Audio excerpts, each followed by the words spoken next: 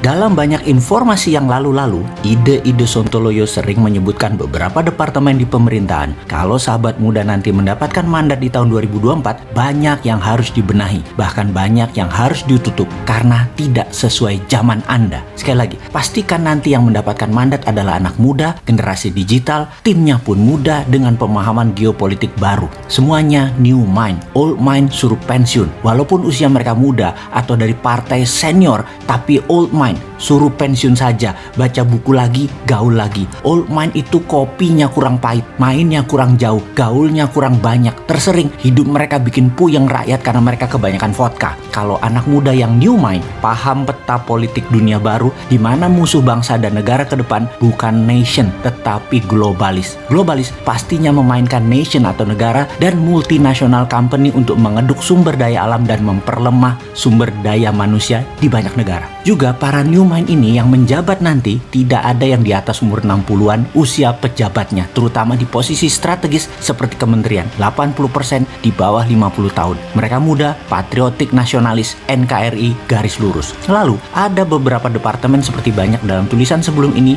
yang harus ditutup. Salah satunya adalah departemen sosial. Departemen sosial sebaiknya di bawah Pemda, bukan di bawah kementerian. Diatur di bawah pemerintah daerah. Dari dulu, tempat ini adalah sarang korupsi dan semua orang tahu. Juga departemen sarang korupsi lainnya yang harus ditutup adalah Kementerian BUMN. BUMN tidak di bawah kementerian lagi. Anak muda pemegang mandat nantinya sudah paham sekali ketidakmanfaatannya BUMN di bawah kementerian, karena bisa jadi mesin uang pribadi atau kelompok mengatasnamakan pemerintah atau negara. BUMN di bawah kementerian bukan lagi badan usaha milik negara, tetapi harus diganti badan usaha milik pemerintah, BUMP. Kalau caranya seperti saat ini, dan itu jauh beda banget. Pemerintah dengan negara itu beda, eksekutif dengan nation itu beda jauh. Hanya yang tidak paham cara bernegara lah menganggap keduanya sama, atau ada pejabat yang pintar memelintir makna bernegara demi kepentingannya, dan ini dipropagandakan sehingga rakyat jangan ngerti bedanya apa itu pemerintah, apa itu negara. Jadi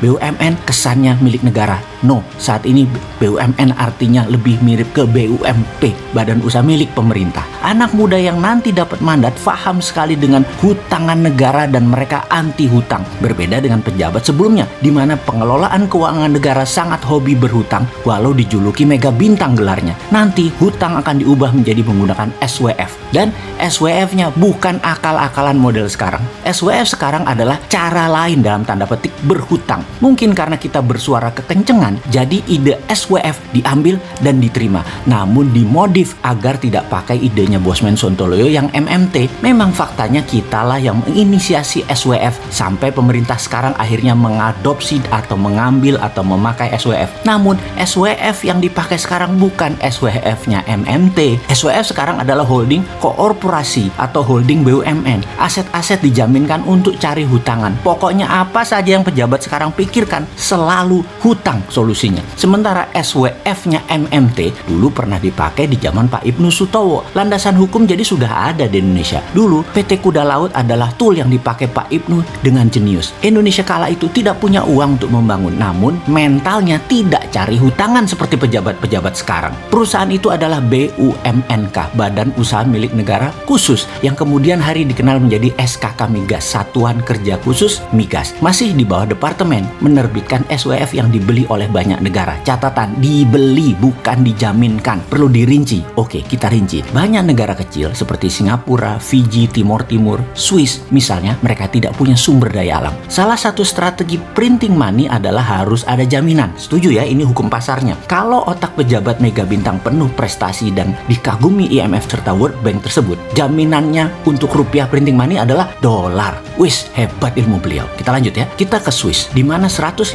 tahun yang lalu mereka membangun Swiss Metal Bank, di mana mereka membeli emas, platinum, palladium, dan berbagai metal berharga. Lalu metal-metal ini setiap tahun kan harganya naik. Dengan basis tabungan metal berharga tersebut, Swiss franc dicetak dan dijadikan mata uang terpercaya. Sehingga Swiss sampai saat ini dianggap safe haven country untuk meletakkan uang-uang internasional. Kalau negara lain mau cetak duit perlu jaminan tadi, maka SWF adalah negara yang punya mineral alam menjual aset mereka di muka. Saudi dengan SWF Aramco menjual sumber daya alam mereka, gas dan minyak bumi, untuk diambil sekarang, atau bahasa sederhananya adalah straightforward. Dana SWF tadi untuk keperluan produktif, di mana Arab Saudi menggunakan dana tersebut untuk membangun properti, lifestyle, dan sarana fisik, melayani tamu Allah, umroh, dan haji, di mana target mereka di tahun 2030 adalah 10 kali dari tahun 2015 ketika mereka pertama kali mencanangkan program Saudi 2030 ini. SWF Indonesia misalnya nikel. Kalau pejabat sekarang nikel dipakai sebagai alat dagang, di mana Indonesia dapat dari pajaknya. Yang kemarin kita jelaskan semua ini nggak jelas. Kalau kaum muda dapat mandat, tidak akan nikel jadi alat dagang, tetapi menerbitkan SWF sebagai alat tawar. Kita jelaskan lagi biar lebih paham. Kita hitung seluruh aset Indonesia atas nikel. Katakanlah nilainya 1